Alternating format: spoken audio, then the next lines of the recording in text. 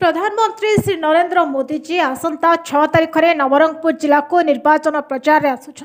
आज नवरंगपुर जिला बीजेपी पक्षर आहूत सांबादिक सम्मेलन में सूचना दी जाएगी। प्रधानमंत्री श्री मोदी सदर ब्लॉक चिकिली ग्राम निकटस्थ पड़िया एक जनसमावेश में जोगदे। मध्याह्न 12:30 समय प्रधानमंत्री श्री मोदी जी आसबार कार्यक्रम स्थिर होईछि। नवरंगपुर कोरापुट लोकसभा आसन बीजेपी प्रार्थी से निर्वाचन प्रचार करेंगे। नवरंगपुर लोकसभा प्रार्थी बलभद्र माझी संपर्क में विस्तृत सूचना देते। यह अवसर में एक मिश्रण पर्व अनुष्ठित होता। नवरंगपुर श्रीहरि विषय रिपोर्ट नवरंगी लाइव।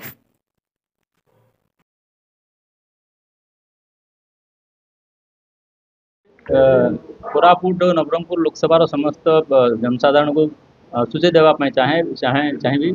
आगामी 6 तारिख दिन 12:30 बेलू प्रधानमंत्री श्री नरेंद्र मोदी भारतीय जनता पार्टी निर्वाचन सभा को उद्बोधन देवाई आटा जोटा कि नवरंगपुर पापड़ाहांडी मझे चिकिली पड़िया अनुष्ठित होची। समस्त अनुरोध आपण मैंने 9टा सुधा आसी जाइए सभास्थल को एवं पूर्व राज्यस्तरीय अन्य केन्द्र स्तरीय नेतृवृंदर अभिभाषण चली मोदी जी आसवा पर अभिभाषण चालू हम। आम आशा करुँ लक्षाधिक भारतीय जनता पार्टी कार्यकर्ता एवं भोटर देवादेवी आसिक भाग ने एवं आमको उत्साहित करेंगे। देखो मोदी जी को आसवा जदि आम मोर ज्ञात सारे जहाँ अच्छी 1980 इंदिरा गांधी आसवा पर 95 बोधे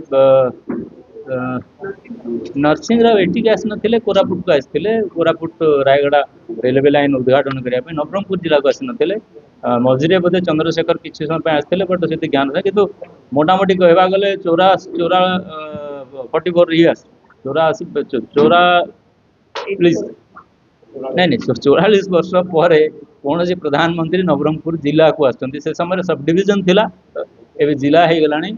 अतएव आम भाग्यवान। निश्चित भाव में नरेंद्र मोदी को आसवा समस्त को उत्साहित कर भोटर सहित आम कार्यकर्ता को कहीं विगत 10 वर्ष ओडिशा विशेषकर नवरंगपुर लोकसभा जहाँ करने प्रचेषा कर बहुत गुड़ी करने प्रचेषा कर जहाँ फलवती ही नहीं कहीं ये राज्य सरकार सहयोग करना।